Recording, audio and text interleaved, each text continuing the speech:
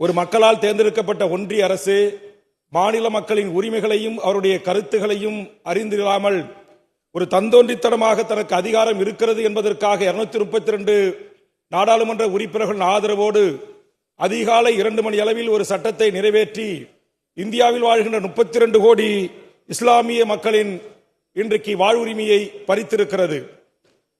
சுதந்திர இந்தியாவின் விடுதலைக்கு எண்ணற்ற எமது இஸ்லாமிய உறவுகள் தங்கள் கோடிக்கணக்கான சொத்துக்களை இந்த நாட்டிற்கு தந்திருக்கிறார்கள். இந்த தேசத்தின் கொடி வடிவமைக்கப்பட்ட போது அதில் எமது இஸ்லாமிய தாய்மார்களின் பங்களிப்பு இருக்கிறது.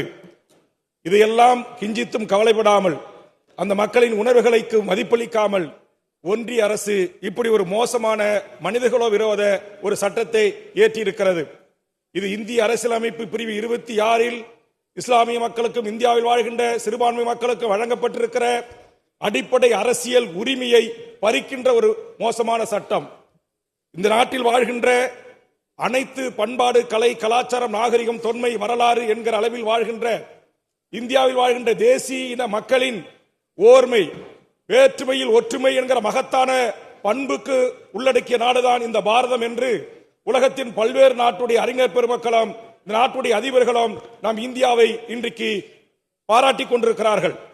உலக நாடளவில் இந்தியாவின் மீது கொண்டிருக்கிற பன்முகத்தன்மை கொண்ட ஒரு நாடு, உலகத்தில் மிகப்பெரிய ஒரு சுதந்திர நாடு, உலகத்தில் மிகப்பெரிய மொழிவழி சிறுபான்மை மக்களை பாதுகாப்பரணாக இருந்த நாடு, பஞ்சசீல கொள்கையை வகுத்திட்ட ஜவஹர்லால் பண்டிட் நேரு அவர்கள் வகுத்திட்ட கொள்கை வழி நின்று இந்த நாடு அரசாட்சி நடைபெறுகிறது என்று உலகளாவிய மிகப்பெரிய தனிப்பெரும் புகழை பெற்றிருக்கிற இந்த தேசத்திற்கு ஒரு மாபெரும் இலக்கை நரேந்திர மோடி என்கிற பாரதிய ஜனதா அரசு தேடி தந்திருக்கிறது.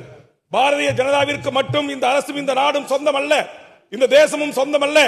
இந்தியாவில் வாழ்கின்ற 140 கோடி மக்களுக்கும் சொந்தமானது. இந்தியாவில் வாழ்கின்ற எத்தனையோ சமஸ்தானங்கள் தங்கள் வைரம் வைடூரங்களையும் சொத்துக்களையும் இந்த தேசத்திலோடு இணைத்து அள்ளி கொடுத்து இந்த தேச ஒற்றுமையை கட்டி காத்து எழுப்பியவர்களே இஸ்லாமியுடைய பங்களிப்பு இருக்கிறது. இந்த நாட்டின் அண்டை தெரசாவில் தொடங்கி எண்ணற்ற எமது இஸ்லாமிய உறவுகளும் கிறிஸ்தவர்களும் இந்த தேசம் உலகளாவிய கல்வியில் மிகப்பெரிய சாதனை படைப்பதற்கு பங்காற்றி இருக்கிறார்கள். அந்த மகத்தான சமூகத்தினுடைய அவருடைய அரசியல் உரிமையில், அவருடைய அடிப்படை உரிமையில், அவருடைய ஜனநாயக உரிமையில் கை வைத்திருக்கிற இந்த மோசமான சட்டத்தை தமிழக வாழ்வுரிமை கட்சியின் சார்பாக எதிர்த்து தமிழ்நாடு போராடும், தமிழ்நாடு வெல்லும் என்று மாண்புமிகு முதலமைச்சர் எடுத்திருக்கிற இந்த நிலைப்பாட்டிற்கு பேராதரவை அளித்து மாண்புமிகு முதலமைச்சருடைய அறிவிப்பை வரவேற்று வாய்ப்புக்கு நன்றி கூறி அமர்கிறேன். நன்றி, வணக்கம்.